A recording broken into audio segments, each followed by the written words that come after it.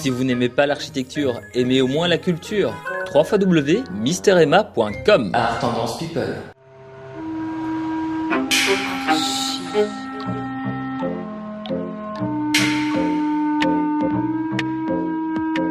Bonjour et bienvenue dans Arch Urbain, l'émission qui vous parle d'architecture et d'urbanisme à Bruxelles.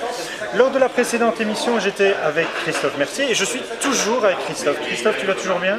Super bien, écoute, le temps, c'est bien, pas une petite semaine ici, c'était agréable. C'était agréable. Alors on a parlé la fois dernière de l'Île-aux-Quelqu'in et de son avenir.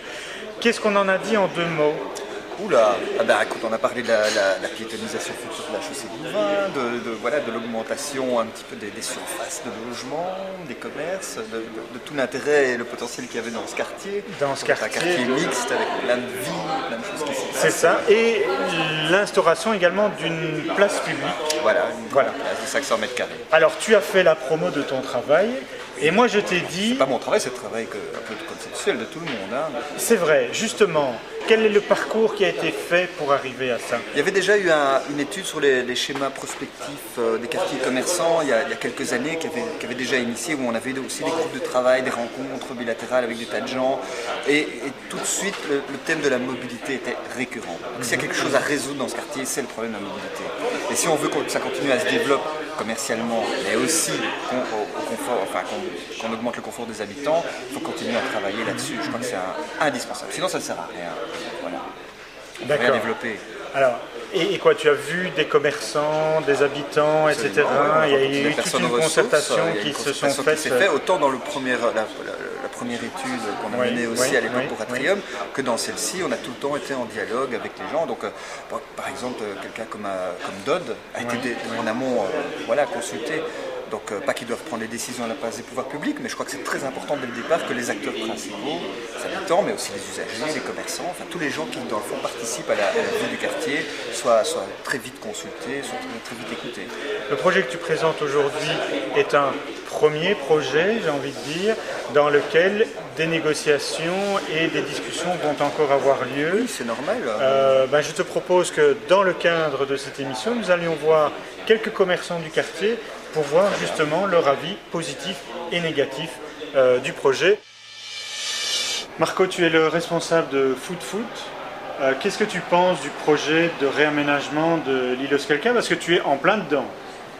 Je pense que ça peut être une très bonne chose pour les commerces de Saint-Josse. Ça va dynamiser un peu le quartier. Mais pendant les travaux, tu es exproprié, tu restes là, comment est-ce que ça se passe? Mais ça, on va en parler lundi, je pense. Tu as des craintes quand même? Oui, un oui. petit peu, oui. Et qu'est-ce que tu voudrais dire aux gens qui organisent le projet? Quelles sont tes craintes? Peut-être d'avoir une perte d'exploitation pendant un moment donné, et puis, mais bon, je pense que ça va être compensé par un mieux par après, donc ça peut être que positif. Qu'est-ce que tu trouves de positif dans le projet? Le réaménagement du quartier, peut-être un peu plus de place pour les commerces et un peu moins de place pour les voitures, ce qui serait pas plus mal. Oui. Voilà. Les voitures ne t'apportent pas des clients, tu crois? Si. Ou c'est juste du trafic, du transit? Il y a beaucoup de trafic. On va dire que la majeure partie de mes clients sont de la clientèle de bureau. C'est ça. Et les gens qui veulent venir pour Dodd ou pour les commerces dans la rue viennent de toute façon. C'est ça. Est-ce que tu as des points d'attention, des points négatifs que tu as vus dans le projet? Un seul.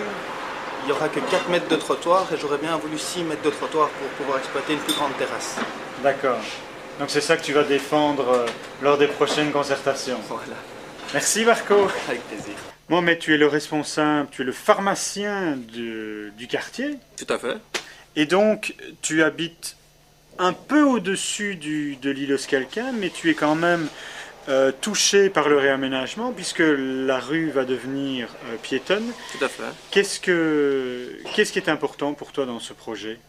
Le projet, c'est de dynamiser donc le quartier, mais bon, à mon avis, c'est ce que vous allez souvent entendre comme argument, mais d'autre part également améliorer la sécurité en fait dans ce quartier-ci, parce que souvent on observe en fait que Saint-Josse, cette partie-là de Saint-Josse est divisée plus ou moins en deux. C'est que vous avez le côté de Saint-Josse qui donc qui dispose en fait de certaines institutions, qui fait qu'il y a une présence policière plus importante due à la présence de ces institutions, mais vous avez le côté Saint-Josse, je ne veux pas dire délaissé, mais je veux dire un peu, on va dire populaire, où on a l'impression on a les habitants historiques de Saint-Josse dans le bas vers la place Saint-Josse, et puis on a plutôt la communauté européenne. Exactement, voilà, vous avez le côté populaire vers le bas et le côté administratif vers le haut. Oui. Et donc si ça permettrait d'améliorer la sécurité dans le quartier, oui, pourquoi pas. Est-ce que pour toi c'est important qu'il y ait des voitures ou pas dans la chaussée de Louvain? Est-ce que ça apporte quelque chose? J'en ai déjà discuté avec certains riverains et autres commerçants aussi. Et ce qui ressort souvent au sein de la discussion, c'est le fait suivant. Ça n'a pas tellement d'importance dans le sens où c'est une rue avec des zones de livraison et non pas des zones de stationnement. Donc finalement, les voitures ne sont que de passage. Donc si on déplace tout simplement le passage d'une zone à l'autre, et ici en l'occurrence c'est la rue Scalquin, donc ce n'est pas tellement loin. Donc finalement il n'y aurait pas une très grande différence, ça ne changera rien. Donc moi je pense que l'impact au niveau circulation, si c'est bien organisé du côté de la rue Scalquin, ne devrait pas vraiment affecter la chaussée de Louvain. Hamid, tu es le patron d'un magasin d'opticien ici dans la chaussée de Louvain. Qu'est-ce que tu en penses de ce projet? Moi personnellement, en tant que commerçant ici dans la rue, je trouve que le projet est intéressant, mais malheureusement on n'a pas prévu des places de parking avant. Le quartier, il y a un très très grand problème de parking pour les clients, pour les gens qui viennent dans la chaussée. Mais on va rendre la chaussée piétonne, donc du coup il n'y aura plus besoin de parking. Mais le problème, les gens qui vont venir en voiture, comment ils vont faire? Non, mais ils viennent en transport en commun, c'est ça l'avenir de Bruxelles. Oui, mais nous on a besoin de vivre maintenant, pas dans l'avenir. Pas dans l'avenir. Mais alors, on doit survivre au présent pour vivre l'avenir. Est-ce que le parking Scalquin, justement, il est utilisé ou pas? Il est plein tout le temps, il est trop petit, qu'est-ce qu'il a lui? Le parking Scalquin, il est mal indiqué. Même les gens qui viennent dans la rue, dans la chaussée, ils ne savent même pas qu'il y a un parking public. Mais par contre, dans le projet, il y a une augmentation du nombre de commerces, une augmentation du nombre de logements. Qu'est-ce que tu penses de ça? Ça, c'est une bonne chose. Plus qu'il y ait du monde, plus que c'est bon.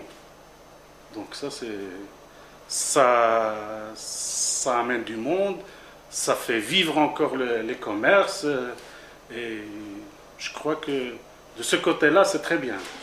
Sergio, tu es le patron du GB qui se trouve dans le haut de la chaussée de Louvain, donc dans ce qu'on pourrait appeler le côté administratif quartier européen, et tu es également le propriétaire du GB qui se trouve sur la place Saint-Josse, là où tu as une population certainement toute différente, qui est plus la population historique de Saint-Josse. Tout à fait. Qu'est-ce que tu penses du réaménagement de l'îlot Scalquin? Est-ce que pour toi ça a un impact particulier?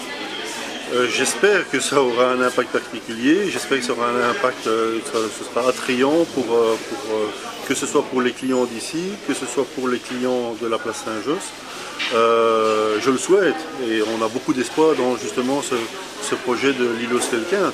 Maintenant, savoir aujourd'hui si ça aura un impact, je n'en sais rien. Non mais pour toi, dans le projet tel que tu le connais, qu'est-ce que tu trouves comme positif dans les propositions qui ont été faites? De toute façon, le positif sera, à mon sens, le piétonnier, sera le réaménagement total de cet îlot où les façades ne sont pas très très belles aujourd'hui, sont plutôt défraîchies. Le fait de tout réaménager, ça donnera de toute façon un élan positif, un stimulant dans tous les commerces à mon sens. Et au niveau de la clientèle, ça va attirer la clientèle. D'accord. Ça j'en suis persuadé. Est-ce que tu peux me dire par contre ce que tu trouves de plus négatif alors dans le projet tel que tu le connais aujourd'hui? Je peux me tromper, mais ce qui me fait peur, c'est la rue Skelquin à double sens. J'estime, à mon sens, qu'elle n'est pas assez large pour pouvoir avoir le double sens de circulation. Bon, apparemment, je me trompe, d'après ce qu'on m'a dit. J'espère que ce sera le cas. Oui. Et ça, je crois que c'est un gros point négatif. Maintenant, sinon, je crois que, à mon sens, c'est le seul point négatif par rapport au projet. Quelles sont tes attentes par rapport à ce réaménagement? De toute façon, de dynamiser la chaussée de Louvain. Surtout la place Saint-Josse, il y a un grand décalage entre la place Saint-Josse et ici la place Madou. On se rend compte que la clientèle est totalement différente, il suffit de regarder simplement le passage sur le trottoir. Et donc je dis que ça pourrait faire un pont par rapport à la place Madou et justement pouvoir attirer plus de clients vers la place Saint-Josse. Par après remonter dans la rue Vurbis peut-être et remonter aussi la chaussée Louvain vers la Dia Station.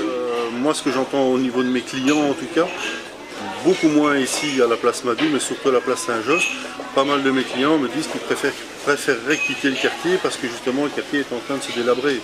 Donc je me dis que s'il y a un renouveau, à mon avis, ça pourrait maintenir la population existante, ça en amènera une nouvelle et une nouvelle probablement qui sera plus aisée puisque les nouveaux appartements et tout, je ne crois pas que ce seront des logements sociaux, donc c'est vrai qu'à ce moment-là, il y aura une clientèle différente, mais je crois que ça pourrait faire un bon mix.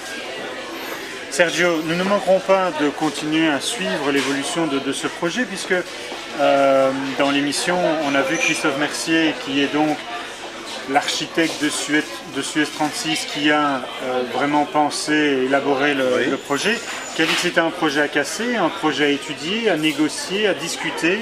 Donc on va continuer à suivre ce projet et je te propose qu'on retrouve toutes ces informations comme cette émission sur le site de l'émission www.archiurbain.be. Merci beaucoup pour ta participation. Pas de problème. Et à bientôt. Le meilleur pour tes deux commerces. Ok, alors. ça va, je le souhaite. À bientôt. Merci beaucoup. Merci. Au revoir. Au revoir.